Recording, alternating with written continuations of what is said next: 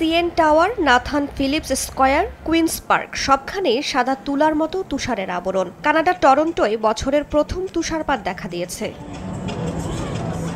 স্থানীয় সময় রোববার টরন্টোয় মৌসুমের প্রথম তুষারপাতের সঙ্গে শুরু হয় শীতের আনুষ্ঠানিক আগমন। বাসিন্দাদের পাশাপাশি পর্যটকরা বরফ নিয়ে খেলা, ছবি তোলা আর হাঁটাহাঁটিতে ব্যস্ত সময় পার করছেন। অনেকদিন ধরে তুষারপাত হয় না। আমি ইংল্যান্ড থেকে এসেছি। আমার কাছে এটা সত্যি অন্যরকম অনুভূতি।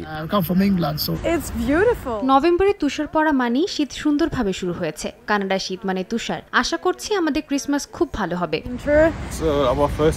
এবছর টরন্টোয় আমাদের প্রথম তুষারপাত। আমরা খুবই আনন্দিত। আবহাওয়া বিভাগ বলছে আগের বছরের তুলনায় এবার বেশ আগেই তুষার পড়ছে। রোববার টরন্টোয় 5 সেন্টিমিটার তুষারপাত রেকর্ড করা হয়। 1969 সালে এরকমটা ঘটেছিল। সাধারণত ডিসেম্বরের প্রথম ভাগে এ মাত্রা তুষার দেখা যায়।